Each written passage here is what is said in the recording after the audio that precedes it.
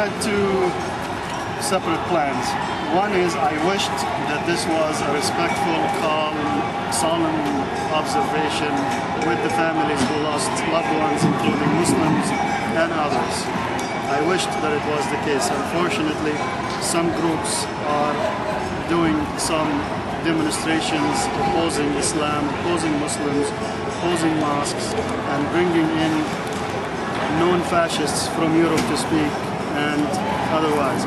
So we decided that we need to stand up for the American values, for the United States Constitution, for freedom of religion, and we decided to do a rally for unity and respect and tolerance and religious freedom. The other thing is, today coincides with Eid al-Fitr, one of the only two high holidays in the Muslim calendar. I wished that I'm chilling out and having fun with my family and friends, but you see me here and I didn't even have much sleep. So. Okay, and did you go to the memorial ceremony this morning? I thought it's too dangerous for me to appear because there's no escape. Too dangerous how? Why is it too dangerous? It is known that several incidents of attacking people perceived to be Muslim in such circumstances. So I said, let's keep it, safe, and let's not give intimidators a chance to create problems. Okay, and how did you celebrate Eid al-Fitr? Eid al-Fitr, we, the mosque, there is the prayer and then the sermon, and then you go out and you should get with family and friends and, feast, eat, go to parks and do all this. Unfortunately, none of this happened to me. Oh no. And do you think, how do you think the Part 51 debate has affected Eid this year? I mean, have people been afraid to celebrate, do you think, like you said? There is a sense of fear, yes, especially after slashing the cabbie a few days ago. But I think some people went to Six Flags in New Jersey to celebrate with their children. It's unfair to put the children through this mayhem. Okay. And are you surprised that people like Terry Jones and like other people that have shown up have kind of overshadowed sort of all of the events that were supposed to be sort of more solemn or even celebratory occasions? Of course, such people, I don't know if they're trying to get famous or I don't know what's their real agendas, but it's not in the favor of this country and the values that we stand for. It's not for the Constitution. I mean, this needs to stop. And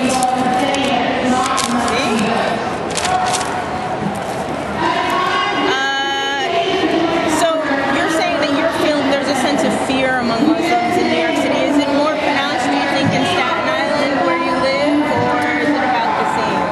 Staten Island lost about 10% of the total number of victims on 9/11, and yes, there is heightened sense of fear over there, especially at the heels of the controversy about the mosque in Midland Beach.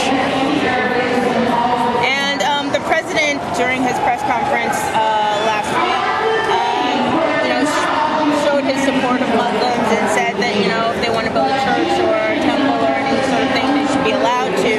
Do you think he should do more, or is that what you want to hear from him, or is there anything else that he should say or do? I believe the president did not support Muslims per se. He supported the Constitution and the values America was built on. And I commend him for that, and I hope that everybody understands and realizes this message and actually follow his steps. Okay, and what are your plans for the rest of the weekend as far as sort of interfaith collaboration and commemorating this day? Tonight, which is Saturday night, September 11th, the Interfaith Center of New York is holding its 9th annual 9/11 commemoration at Pier 40, in which there is a Buddhist symbolic observation of where you put lanterns and you make them float on water.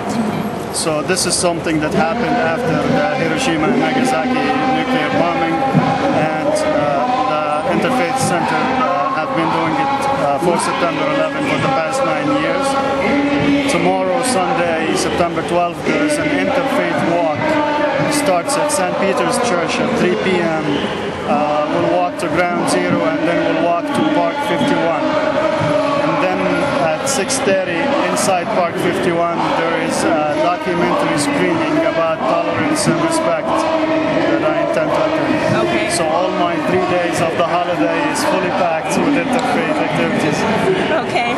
And I've heard reports of kids being bullied in schools, who have like visibly sort of different sounding names, maybe they're Muslim names or Arabic names. Can you tell us a little bit more about what you may have heard as well?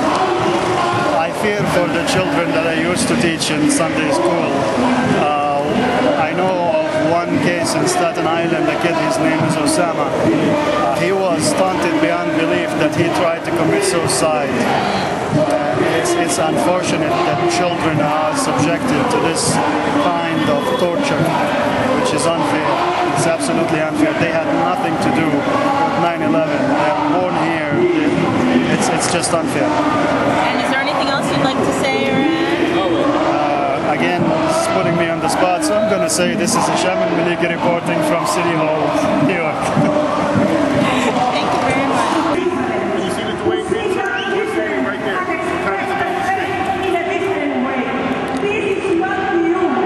Yeah, Park Place, yeah, right by the Dwayne Reed sign.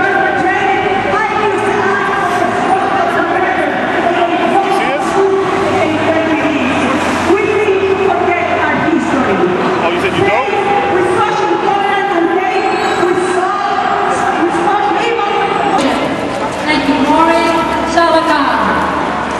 Oh, Sadakan's there. Bismillahirrahmanirrahim. In the name of Allah, the most compassionate, the most merciful.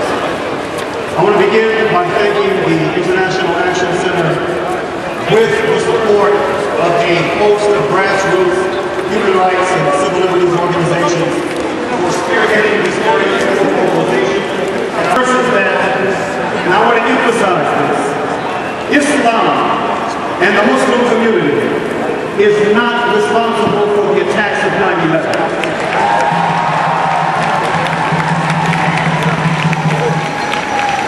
I also want to say that while the Majlis Ashura, the Islamic Council of New York City, made the decision to respect the wishes of some of the 9/11 families not to have a demonstration today, we chose to endorse and promote this mobilization because we felt that it was very, very important and it would be a strategic mistake if the voices of the other side of this issue were not only the voices of Prophet Muhammad, the only voices of the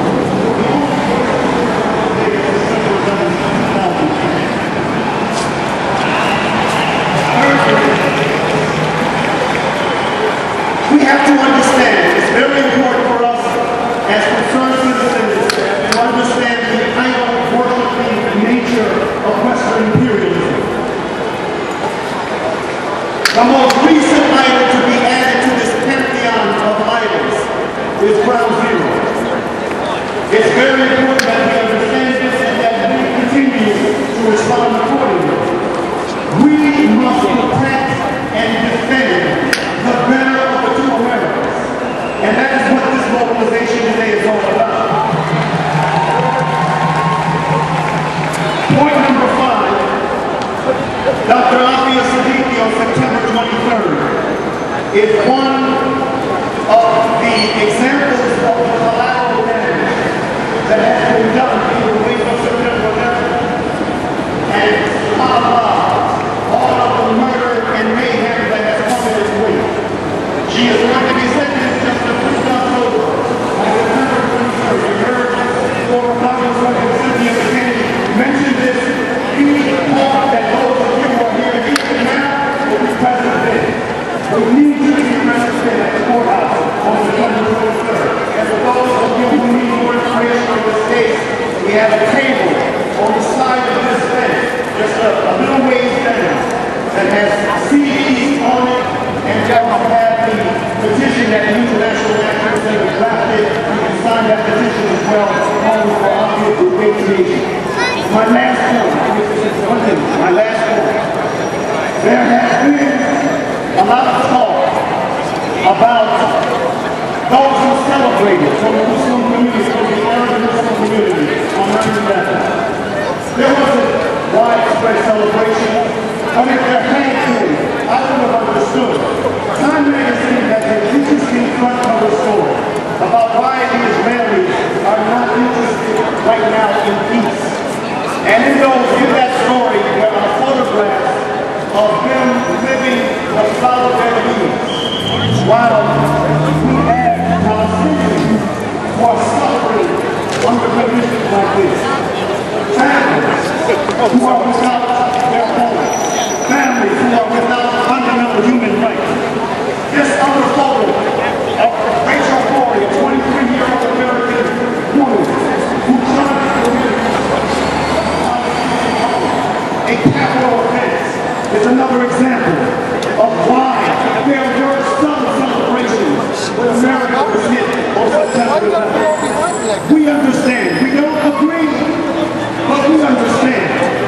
And what we want to say again is that it's very important that those of us who are concerned about the health and welfare of the veterans of the two Americas stand up and push back.